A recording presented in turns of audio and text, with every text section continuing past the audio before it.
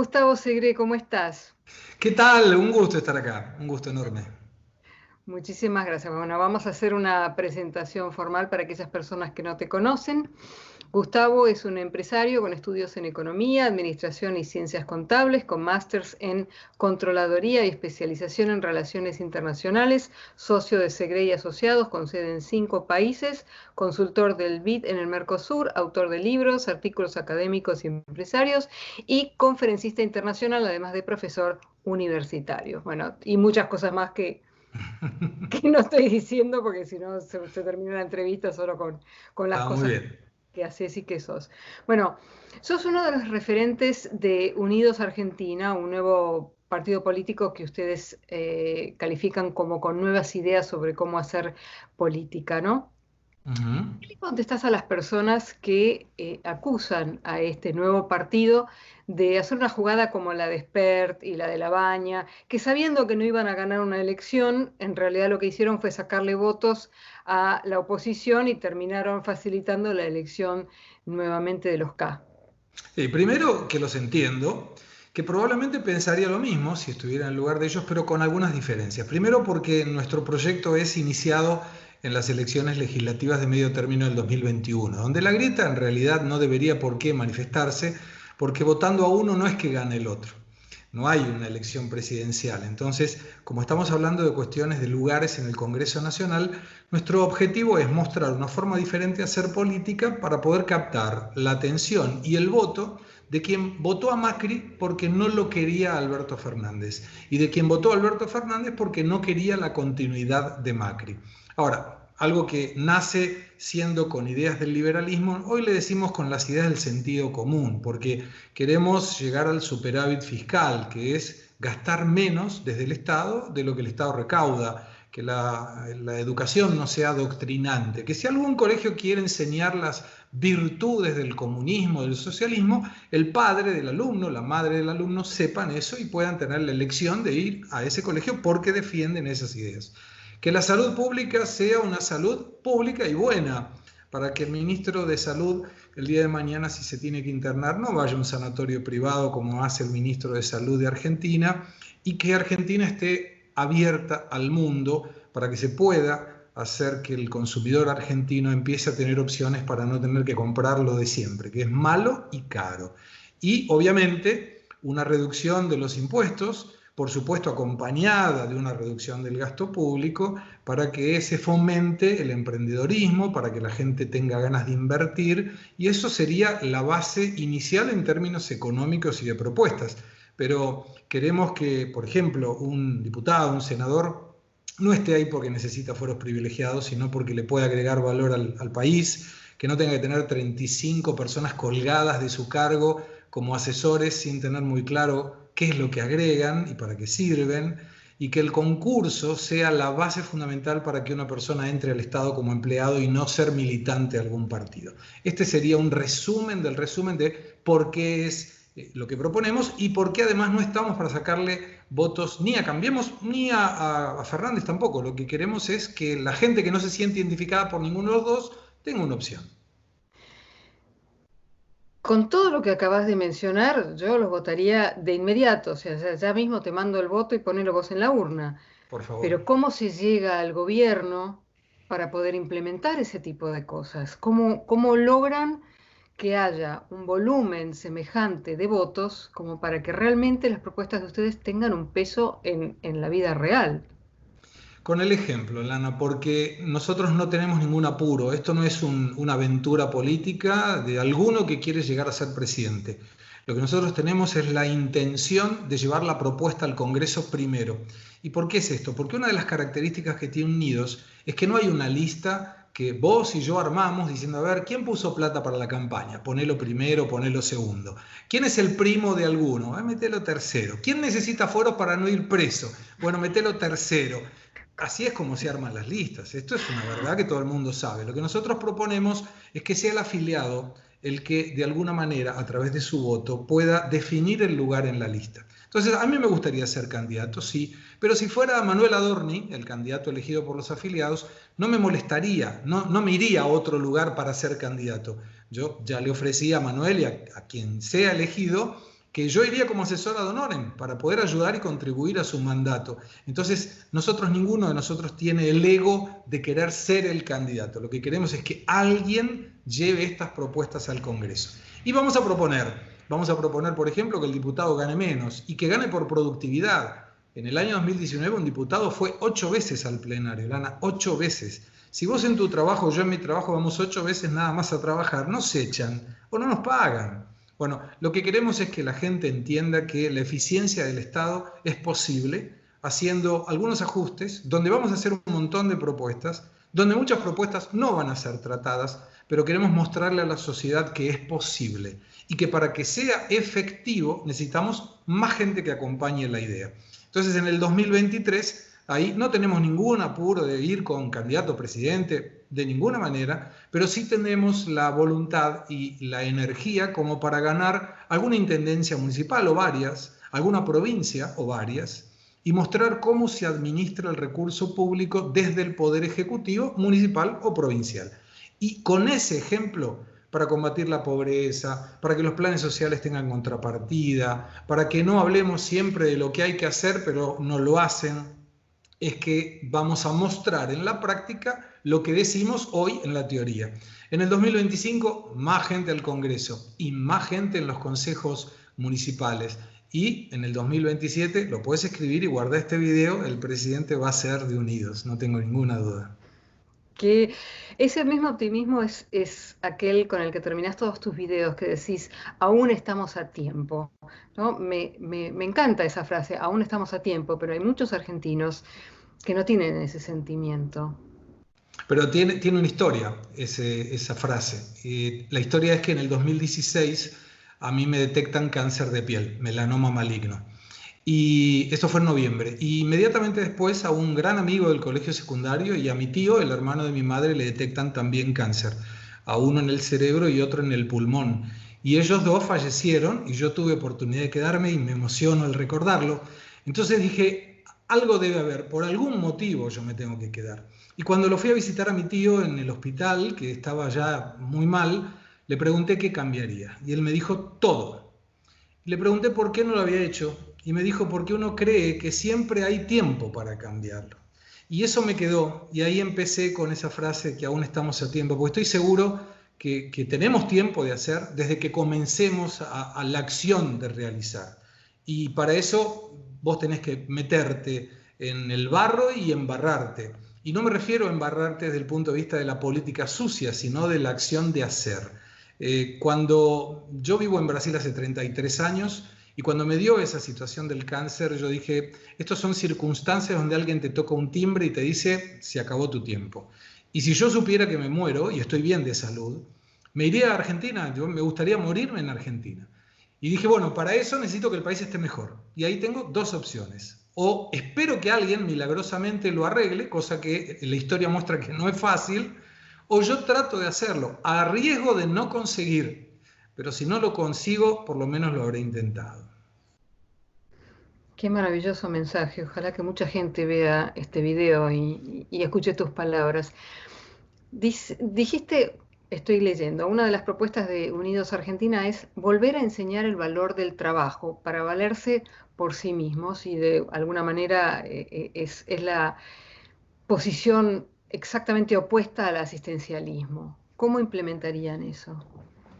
Yo creo que también con el ejemplo, y te voy a contar un ejemplo, con nombre y apellido. Una vez un señor, un dirigente social de La Rioja, me pide ayuda para una señora de La Rioja que precisaba 2 bolsas de harina porque se había quedado sin harina y ella hacía empanadas y tortas fritas y no solamente ayudaba a la renta de la familia, sino que además ayudaba a un merendero con 35 chicos. Y le dije, yo te ayudo. Hablé con una empresa, nos dieron las 2 bolsas. Dije, pero quiero hacer un poco más. Le quiero enseñar a la señora a hacer las cuentas para que ella pueda saber a qué precio tiene que vender esa empanada o esa torta frita. Y curiosamente hice un video muy parecido ahora en este fin de semana y algunos liberales académicos con mucho criterio académico me cuestionaban la forma de determinar el precio. Entonces vos decís, el objetivo que esa señora consiguió es trabajar y desde su propio esfuerzo evitar tener que ir a pedir un plan, porque ella quería tener la dignidad del trabajo, no que el Estado la ayude. Y ahí en la sugerencia uno a veces se permite ver que, y utilizo una frase siempre que es la misma, ponele que yo en una red social digo que hay un incendio en un asilo y que falleció un abuelo, pero en realidad coloco abuelo con B corta. La persona que siente de lo que estoy hablando va a lamentar la pérdida del abuelo. La persona que busca la crítica al que hace va a decir que abuelo está mal escrito. Y lo que nosotros buscamos, y lo que yo personalmente busco, es la gente que lamente la pérdida del abuelo, no importa el error ortográfico, porque en el ejemplo de la persona que a través de la dignidad de su trabajo quiere mostrarle a sus hijos que no necesita de la ayuda del Estado, es esa la forma que tenemos para que alguien vea y diga yo también quiero, y otro lo vea y diga yo también quiero, y que el Estado deje de ser un soporte a cambio de un voto, porque en definitiva es eso, para que sea una forma de que la persona el día de mañana deje de tener ese asistencialismo barato. Y a veces alguien me dice, pero si vos haces eso, podés generar que la gente no te vote. No importa. Yo no quiero que la gente me vote, quiero que la gente esté mejor. Si para eso necesito no ser votado, adelante, es un precio perfectamente pagable. Pero nosotros tenemos todas las condiciones de tener un país mucho mejor y con gente que quiera, a través de su esfuerzo, poder mejorar. Y si alguien puede hacerlo y no quiere, el Estado no tiene por qué ayudar, porque no necesitamos atender ni mantener vagos. Tenemos que darle oportunidad para que todo aquel que quiera pueda trabajar y estudiar. Ahora, Gustavo, yo vivo en Estados Unidos. Acá hay un seguro de desempleo. Si vos estás empleado y perdés tu empleo, el Estado te ayuda con una serie de pagos semanales durante un determinado tiempo. Durante ese tiempo te va a exigir que vos demuestres que estuviste buscando trabajo y que no lo conseguiste y te va a seguir ayudando hasta cierto tiempo, consigas o no consigas trabajo. Lo que pasa con el asistencialismo, por lo menos en Argentina, me da la sensación, es que no tienen que justificar nada, no tienen que buscar trabajo, no tienen que hacer el menor esfuerzo y es ad eternum, ¿no? O sea, Claro, como le dan plata a ellos y a sus hijos y a sus nietos y así es un círculo vicioso por el cual enseñan a la gente a no tener que hacer ningún esfuerzo porque total, el papá gobierno los está ayudando. Ahora, esto ya, como yo mencionaba, ha superado varias sí. generaciones que coinciden con el nacimiento del peronismo. Entonces, ¿cómo haces para romper con ese círculo vicioso que está tan enquistado en el país? De nuevo, yo creo que con el ejemplo. Yo tomé una vez, soy profesor de la Universidad Paulista aquí en San Pablo, fui elegido 25 veces el mejor profesor y fui el único profesor extranjero a tener ese mérito. Y lo hice porque les enseñaba a los chicos, obviamente, sobre la base de lo académico y lo que estaba en la currícula, pero además les daba ejemplos. Entonces una vez en una clase, una señorita me dijo que yo estaba explicando los modelos económicos y sociales y políticos de una forma equivocada y que no estaba resaltando las ventajas del socialismo. Entonces le dije, tenés razón, vamos a hacer un semestre socialista. Y cuando apliqué la primera prueba, junté la suma individual de cada uno y la dividí por la cantidad de alumnos. Entonces alguien que se había sacado 9 bajó a 5 y alguien que se había sacado 2 subió a 5. Claro, el que buscaba el menor esfuerzo, aquel que recibe un plan y que no tiene interés de mejorar, dijo, esto está buenísimo porque yo no tengo que hacer nada y el que estudia me empuja para arriba. Pero aquel que había estudiado mucho dijo, esto es muy injusto porque el que no estudió me empuja para abajo. Bueno, en la segunda prueba se quedaron todos mal, porque el que había estudiado en la primera no estudió en la segunda y el que no había estudiado en la primera estudió menos en la segunda. Se armó un lío bárbaro, fueron a reclamarle a mi coordinador, me dijo, no, tenés que desarmar todo eso, y le dije, lo voy a hacer después que me digan los alumnos que entendieron cómo funciona el socialismo. Y ahí los alumnos me decían, no, yo entendí, nivela para abajo, buenísimo, anotamos. ¿Y el otro cuál era? Y que no tengo ninguna motivación para estudiar, porque si yo estudio, mi esfuerzo individual le sirve a otro. Dale, anda anotando. Bueno, eso es lo que hay que hacer.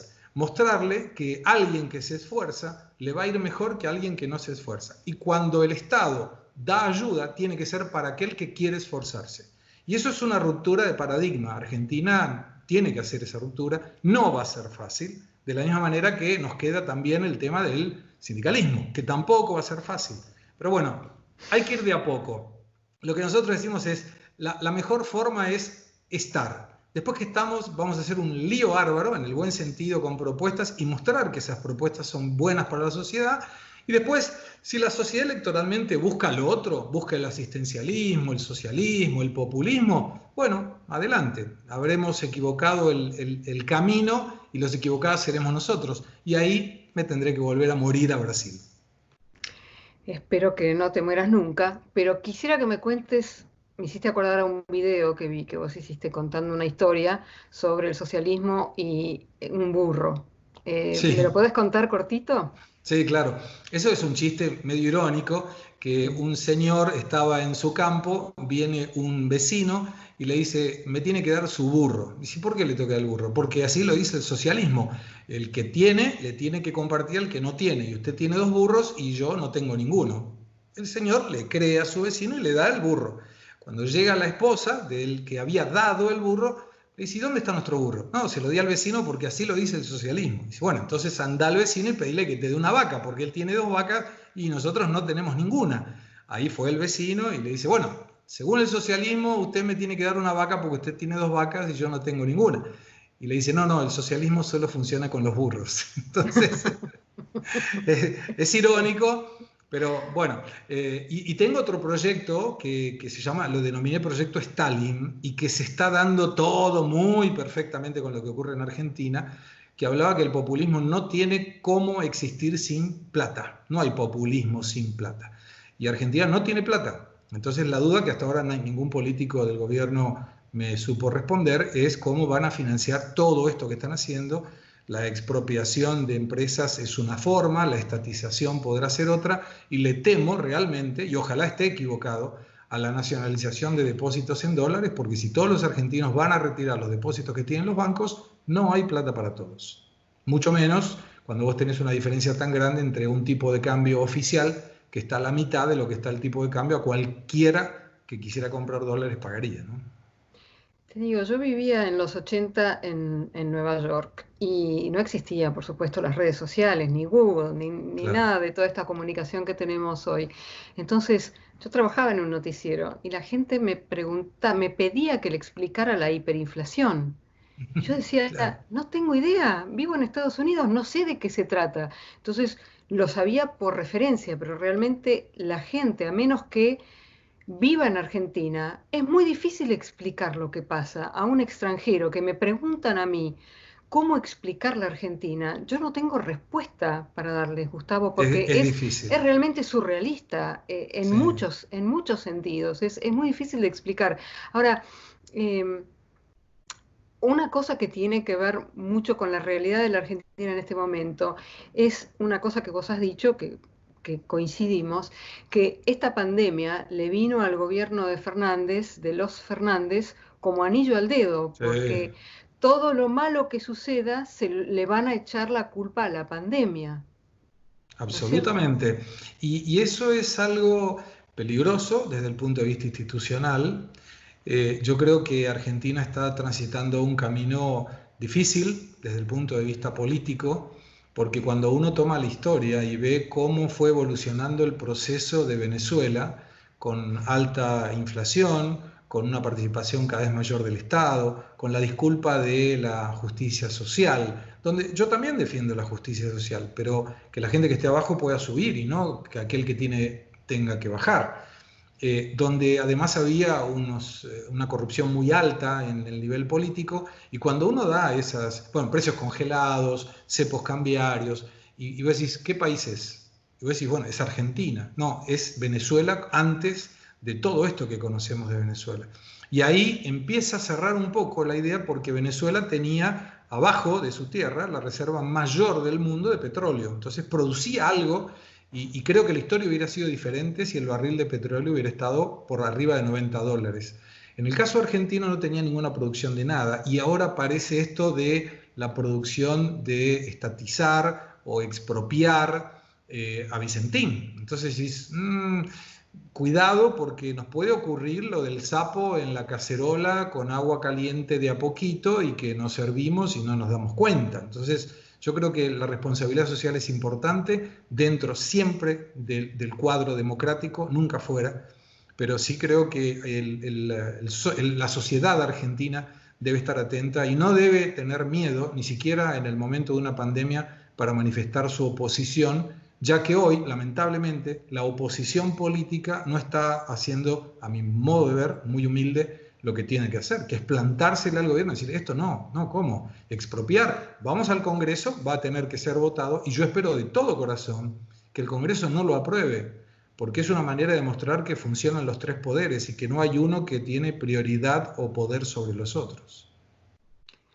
Esa es una batalla muy difícil, muy, muy difícil. Dijiste que a raíz de esta pandemia la sociedad argentina se va a dividir en cuatro grupos. Dijiste los empleados del sector público que tienen su sueldo asegurado, trabajen o no trabajen, pandemia o no pandemia, así que ellos están muy tranquilos en sus casas. Los grupos que necesitan ayuda del Estado, que vos dijiste que son más de 7 millones de personas, que es muchísimo. Sí, Después mucho más. nombraste a los pequeños empresarios y las pymes que tienen préstamos y subsidios del Estado y también que necesitan una reducción del tributo que no se ha dado hasta el momento porque siguen cobrando impuestos como si nada hubiera pasado. Y después describiste el último grupo, que son los grandes empresarios, como los miserables, tal cual los describe el gobierno. ¿En Sí. qué situación se encuentra cada uno de estos cuatro grupos? En una dependencia directa o indirecta del Estado, que es muy peligrosa, porque en alguno de ellos, o en gran parte de ellos, debería estar la oposición política al Estado. O sea, yo respeto y en lo personal quiero que al presidente Fernández le vaya bien. Y esto no lo digo por decirlo, lo pienso desde todo punto de vista. Porque si le va bien al presidente Fernández, en cualquier otra elección tendremos que nivelar para arriba con propuestas mejores. Pero si le va mal, al tener una dependencia en estos cuatro grupos, funcionarios públicos, planes sociales, empresas pequeñas, comercios y los empleados de esas empresas que dependen de una ATP, de un préstamo o de una ayuda, un subsidio. Y los miserables, donde, no lo digo yo, lo dijo el presidente Fernández, dependen de un señor en la Secretaría de Comercio que diga, vos podés importar tus insumos para seguir produciendo, vos no podés, y por una arbitrariedad y una subjetividad terrible te pueden parar una empresa. ¿Quién de todos esos cuatro se pueden plantar hoy al gobierno de Fernández y decirle no estoy de acuerdo con lo que está haciendo? Y la cantidad de gente que podría hacer eso es muy poco. Por eso creo también que aquellos que vivimos de afuera del país podemos tener una voz mucho más fuerte, aún estando afuera, de aquel que está dentro y que vive con miedo porque tiene dependencia del Estado, ¿no? Sin contar las cuestiones de las redes sociales, los trolls, los agravios, el ciberpatrullaje, esta cuestión de tener cuidado con lo que uno habla porque si no te pueden perjudicar, en fin, son cosas que tenemos que asumir la responsabilidad de aquellos que podemos y que tenemos ganas de asumirla. ¿Por qué pensás vos que la oposición tiene esta, no sé, esta actitud tan pasiva? Por lo menos mirándolo de afuera da la impresión de que ven las botas venir y se cubren la cabeza para que se la pisen. Yo creo que tiene que ver con esta cuestión de la pandemia. La oposición, no siendo el peronismo, siempre tiene colocaciones políticas más limpias. Recordemos una cosa muy clara, festejamos que Macri se fue, pero que terminó el mandato, como si eso fuera, wow, qué epopeya, terminó el mandato no siendo peronista, cuando debería ser algo muy común, que alguien termine el mandato, porque así debe decir, debe hacerlo y así lo determina la Constitución. Entonces, en este momento de pandemia donde uno tiene que empujar y acompañar para el mismo lado, la oposición creo que está en cuarentena. Me parece que está de alguna manera diciendo, bueno, yo no voy a poner palos en la rueda, dejo hacer. Eventualmente no apoyo, pero dejo hacer. Y eso es un peligro muy grande, porque a pesar de la cuarentena, a pesar de la prioridad que claramente hizo el gobierno al COVID-19, a la salud, que no la critico, sí creo que debería haber encontrado un punto equilibrante, un poquito mejor para no descuidar todo el tema económico, pero lo cierto es que no vemos a gente de la oposición diciendo esto está mal. Es una oposición muy, muy tenue. Y cuando vos lo ves en la mesa sentado a Kicillof, que cada vez se le entiende menos lo que dice, a Fernández, que cada vez está más autoritario, y a Larreta, que cada vez está con una máscara más grande, es complicado de decir, bueno, quién es quién, ¿no? En todo este juego político. Una bonita manera de describirlos. ¿Cómo diferenciarías a Fernández y a Bolsonaro y cómo ves las relaciones entre Argentina y Brasil en el presente y en el futuro? Yo te agradezco que me hagas esta pregunta, porque muchas veces me dice, vos sos defensor de Bolsonaro. Le digo, no, yo en realidad Bolsonaro no lo defiendo. Defiendo cualquier persona que sea contra el populismo. Podría haber sido el payaso Plin Plin, podría haber sido Gaby, Fofó y Miliki, o cualquier persona que hubiera dicho, yo soy candidato para que no vuelva el populismo. Y yo lo hubiera defendido. Bolsonaro dice muchas cosas que muchos quieren decir, pero la mayoría de las veces la dice mal. No es un buen comunicador. Dice lo que se le ocurre y a veces como presidente no es bueno eso. Claramente hay una cuestión ideológica que divide muy categóricamente al proyecto argentino con el proyecto brasilero. La macroeconomía de Brasil está mucho mejor, eso permite que haga jugadas liberales que Argentina no tiene, no quiere y no puede hacer, pero me parece que la vinculación entre los dos países debería ir un poco más allá de la preferencia ideológica de sus presidentes, porque el presidente es hoy, mañana a lo mejor es otro que tiene otra ideología. Argentina tiene una dependencia de Brasil y podría tener en Brasil un traccionador de la industria argentina que no lo está aprovechando. Y te doy un número. Hay 814.000 empresas en Argentina como empresas con quit, de las cuales 4.500 números redondos son potenciales exportadores con exportaciones permanentes de por lo menos 3 años. Y a Brasil hay 2.800 que exportan. Es el 0,25%. Es nada, nada, de nada, de nada. Cuando en Nueva Zelanda tenés el 80% de las empresas exportadoras. Y acá tenemos, en Brasil, 18 millones de personas de clase A, 113 millones de personas de clase media que consumen y que además estamos cerca y que además los productos argentinos no pagan impuestos como si paga un producto chino o americano. No lo aprovechamos por esa cuestión de decir, bueno, estamos en el mismo barrio, pero vos sos de Boca y yo soy de River y yo con los de Boca no juego. Si, no importa, juguemos igual. Bueno, así está la relación.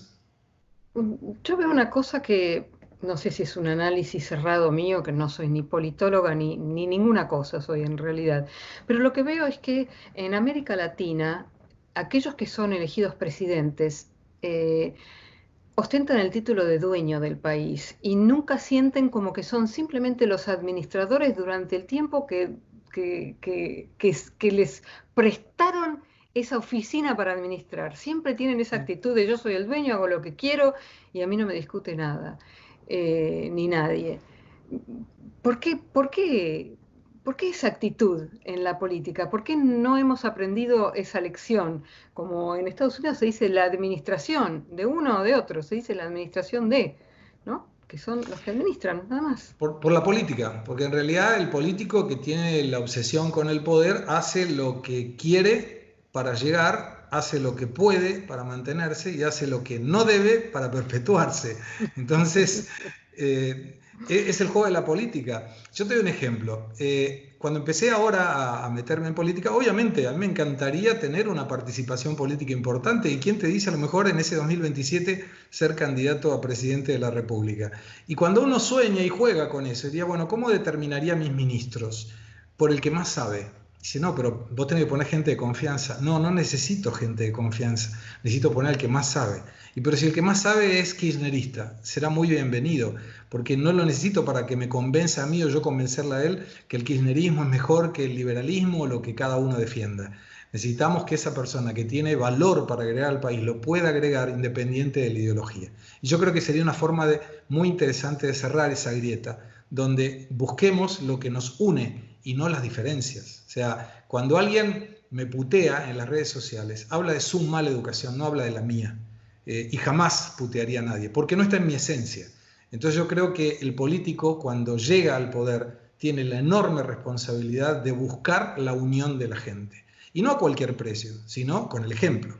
Y cuando vos tenés, por ejemplo, un presidente Fernández, que me hubiera encantado que sea el presidente en relación a lo que decía de Cristina, de Massa, de Kicillof, que ahora no lo dice más, o sea, es como que le cambiaron el chip como si fuera un teléfono y ahora no piensa más de todo lo bueno que yo creo que decía cuando no era candidato. Bueno, ¿por qué hace lo que pueden, lo que quieren y lo que no deben?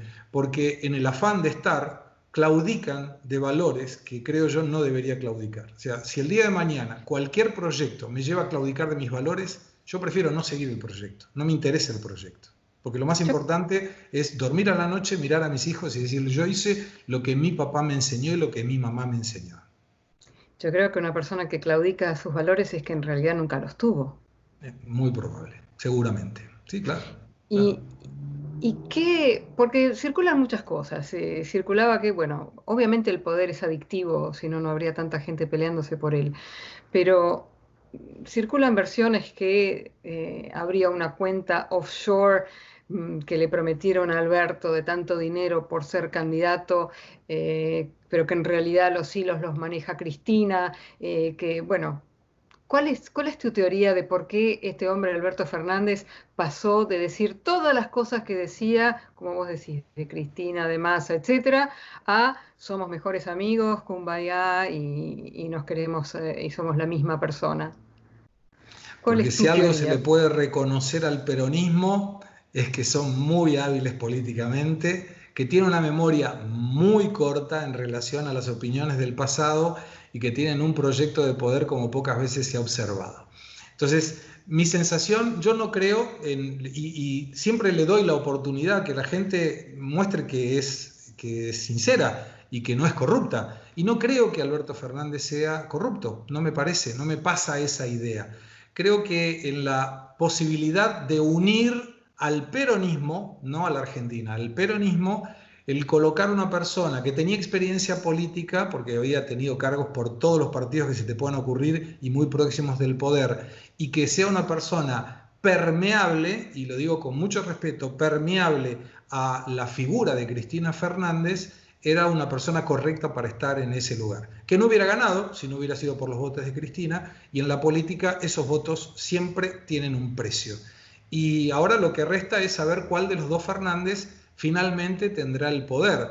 Y creo que es oportuno para el presidente Fernández saber que hay una muy clara expectativa de la gente en función a que el poder lo tenga él, porque él es el presidente, y que no sea un fusible caso las cosas no funcionen como todos esperamos.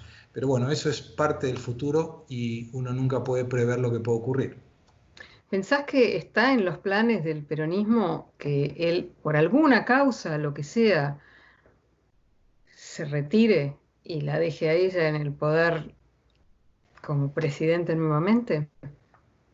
Bueno, yo creo que no, y voy a decir algo que a lo mejor no suene bien respecto del peronismo, pero dicen que el día 17 de octubre es el Día de la Lealtad porque era el único día que no había un peronista traicionando a otro.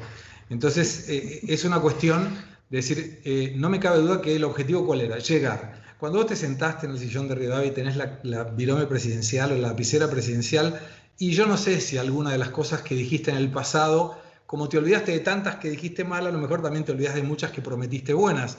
Pero yo defiendo que el que tiene a cargo la presidencia de la República se llama Alberto Fernández, y lo hayamos votado o no lo hayamos votado, tenemos que darle todo el apoyo para que pueda hacer un buen gobierno y que termine su mandato y que el próximo sea mejor y no que tengamos que elegir nuevamente entre el menos peor de las opciones políticas.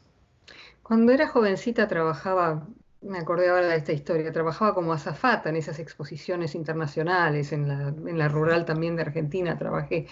Pero estando en Nueva York, me acuerdo de una exposición en el Jacob Javits Center, una exposición muy grande, no me acuerdo de qué. Y por supuesto, todos los stands estaban terminados en el momento que se abría. Y yendo a trabajar al stand que me correspondía, veo unos que estaban clavando las alfombras cuando ya habían abierto la exposición. Y miré, no eran Listo. argentinos, pero eran latinoamericanos. Entonces, Cerquita. claro, muy cerquita. Y eso es lo que yo pienso con los peronistas, ¿no? Lo pienso como un ejemplo de los peronistas. Vos sabés que esa exposición se festeja todos los años, o se lleva a cabo todos los años, el 1 de junio de cada año. Entonces, cuando la exposición termina el día 5 de junio, ya todas las empresas del mundo que van a exponer el año siguiente están preparando sus planes para exponer el 1 de junio del año siguiente. Sí, ¿Quién claro. es el tonto que empieza a planificar un mes antes de la exposición? Bueno, de esa manera, con este ejemplo tonto que te estoy dando de este recuerdo de hace 1000 años, te voy a decir cómo son los peronistas, que el día que termina la exposición, ellos están preparando la próxima. mientras el resto está esperando a ver qué va a pasar y un mes antes empiezan a prepararse. Sí, O sea, totalmente. Perfecto el ejemplo. ¿y Perfecto el ejemplo. por qué? ¿Y por qué no existe otra organización que haya podido aprender de la maldad que tienen los peronistas y del poder que tienen para organizarse, sea como sea, vendiendo el alma al diablo, vendiendo a la abuela al mejor postor, para lograr sus objetivos? Que los logran. Sí, los logran. Yo creo que hay que aprender mucho del peronismo. Tampoco creo que todos los peronistas sean malos en sus acciones y mucho menos en sus trabajos, en sus ejecuciones. Pero sí creo que hay un doble discurso. O sea, cuando vos analizás el dirigente de la izquierda, para no catalogarlo específicamente como peronista, y mucho más en el populista, es yo quiero la igualdad social, le voy a sacar al que tiene para darle al que no tiene, menos yo. Yo no voy a dar nada y no voy a resignar nada porque yo tengo que cuidar y tengo que estar. Bueno, eso es lo que creo que no hay que hacer. Mi sensación es que si hay alguien que tiene 10 millones de dólares y lo agarra un gobierno populista y se lo saca para darle $1 a 10 millones de argentinos, no resolvió la pobreza, generó un pobre más. Y es ese pobre que antes tenía recursos, que podía generar riqueza, que podía generar empleo, que podía pagar tributos para que los 10 millones de personas pudieran estar algo mejor. Entonces, eso es lo que hay que enseñarle a la gente. Hay que mostrarle con ejemplos y con, por supuesto, con mucha coherencia que es posible tener una Argentina mejor, que todos podemos trabajar desde nuestro ámbito ideológico y de trabajo para que esa Argentina esté mejor. No importa en qué rango, en qué lugar, de qué forma, pero que todos tenemos que involucrarnos para que el país sea lo que todos decimos que puede ser, pero pocos queremos aceptar el desafío de meternos y tratar de que sea. Como última pregunta te iba a decir, dame un mensaje positivo para aquellos que te están escuchando, pero acabas de hacerlo espontáneamente. Pero te puedo contar uno, muy rápido, te cuento uno. Cuando yo vine a Dale. Brasil, en la mesa de mi padre, aquí en la ciudad de San Pablo, había un cartel que cuando lo vi dije, wow, era de Ferdinand Foch. Y Ferdinand Foch de la Guerra Mundial tenía un dicho muy interesante que dice, es preferible pecar por ejecutivo que por ineficaz. Y es en la balanza entre los aciertos y los errores que se mide el verdadero valor de una persona y no en la falta de errores de quien nunca tuvo aciertos. Nosotros en Unidos queremos intentarlo y seguramente nos vamos a equivocar y yo personalmente también, pero es preferible equivocarse haciendo que no hacer por el temor a equivocarse. Y eso es lo que pretendo dejar como último mensaje, además de decirte que aún estamos a tiempo. Muchísimas gracias, Gustavo. Espero que este mensaje llegue a muchas personas y yo lo que siempre digo en mis redes sociales es, hagan algo. No esperen al que el otro venga, este pensamiento mágico de que Dios nos ayude, que alguien haga algo. No, uno tiene que hacer, si no las cosas no suceden. No Muchas sale, gracias. los ausentes nunca van a tener razón, Lana, nunca, nunca. Es El verdad. ausente puede criticar, pero nunca va a tener razón. Gracias por considerarme y por llamarme. Es un gusto para mí. Igualmente, gracias.